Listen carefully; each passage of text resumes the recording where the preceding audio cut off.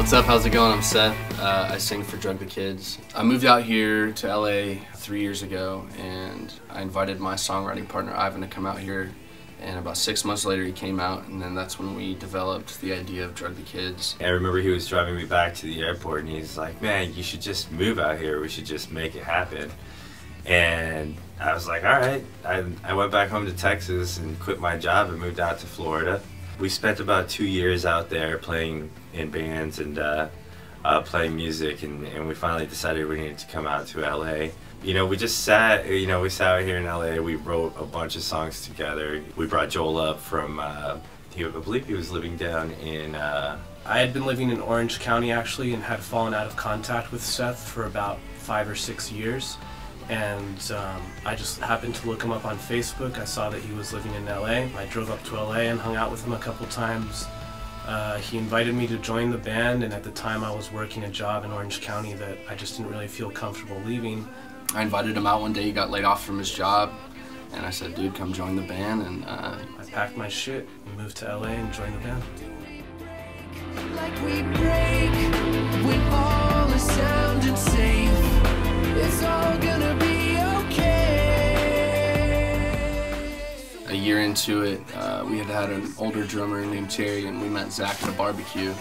I met Seth, the singer, and he started talking about music, and I shared that I played drums with him, and next thing you know... The first time we practiced with him, we just knew that he was going to be the drummer. I mean, just everything about the kid, it's like he brought it back to life, and it fit perfectly.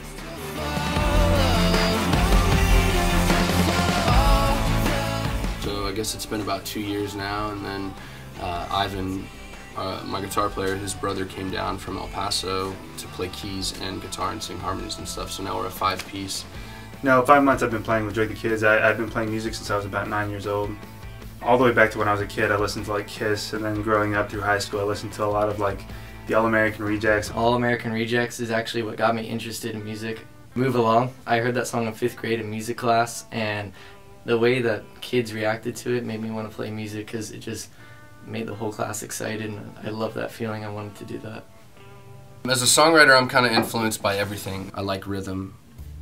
I like vocal rhythm as much as I like vocal melody, so I think that plays a lot into it. When you have a catchy melody on top of a catchy rhythm, I think it just makes it twice as strong. Why do I have to feel this way? Can you see that I'm trying to change? Don't you know that I always just act this way? Love me or hate me or bring me down, but just tell me now. So ask me if I love you, and I'll tell you what I've always said to you. I hate you and love you the same way you do. If I ask you anything, I ask you this: could you love me like you loved him? And sweetie, it's alright. I saw the way that you looked at him last night. If I ask you anything, I ask you. We had first recorded 3 songs. We felt as though the sound wasn't really where it needed to be because it was more rock and we're more groovy, you know? And then Dan Estrin, the guitar player from Hoobastank, and Chris Hesse, the drummer, we were introduced to them through our management, and we played Dan a home demo of ours called 77 Dream, and automatically he bit, and he was like, I really want to work with you guys, like I'd love to produce some of your stuff. And you know, what sealed the deal for us is how excited they were to come on board and how much they believed in the songs.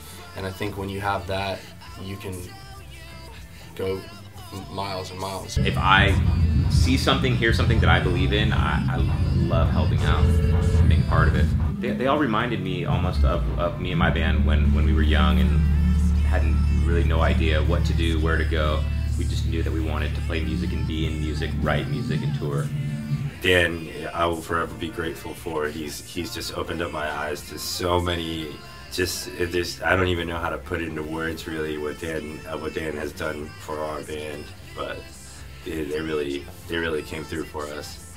Every time that I get an email or a phone call or a text from Ivan or Seth, it's like, you know, here's a new idea, check this out, and it's a completely different style than the last song that I had heard and I hit play on it, and it's so current and competitive with modern music that's on alternative radio. It's not heavy rock. Some stuff might be heavy rock, you know, but it's mixed with this alternative stuff that's got cool beats and program stuff. Because I believe that everybody's one song away from being humongous, and they might have the song already and it might not be recorded, but they also might write it tomorrow. And yeah, like I said, I'm just becoming more and more impressed every day with these dudes. So working with them really made us buckle down on the dynamics of our sound.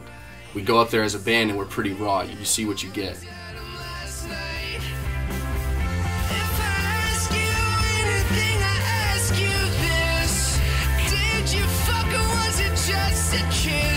And sweetie, it's alright. I saw the way that you looked at him last night.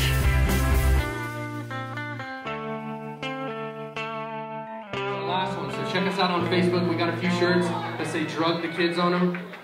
If you guys like that, then come on by. $10 fucking. Cheap, right? You should keep your eyes on me, 'cause I'll be gone before you blink, and no one here can stop me. All the shit is make believe, it's in my head, it's all a dream. I've heard it all, but you're still talking. And my thoughts are dangerous. The name DrugTheKids is something that, for us personally, it was a harsh call out to the deficit that parents have in a relationship between their kids, and a lot of people don't really know what their kids are up to nowadays. I feel like as a society we tend to drug our kids, whether it's with Ritalin, Adderall, television, religion, whatever it may be. And I feel like, you know, our message is that we want to drug kids with good, solid music and like a, you know, a good message. So. Your facade fails to speak lies beneath the truth you preach. I play the fool, you're still the felon. This game a dangerous one you play. You know I'm so much better. How dare you come at me this way? How dare you? When they find me with the lights off. Baby, close your eyes. You just ain't ready for the light. Your words are promises to broken things and emptiness like you and all you do. We have a positive message behind our name and behind our music, and I feel like one of the big important things is us making a difference not only in our own personal communities but in the world in general, through our music and the opportunities that will be afforded to us as being a band and playing live shows and having people come out to our shows. Our messages make a difference in the world, make a difference in the people around you. You know, that's what we want to stand for.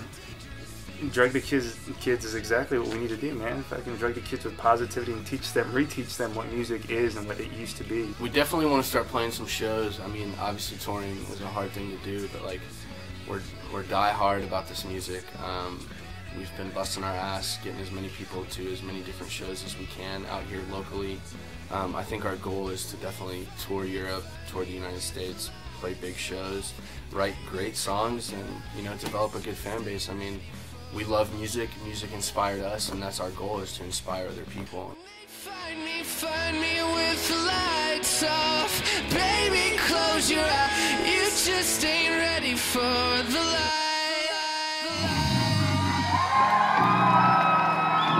Thank you guys so fucking much. You rock. Best crowd ever.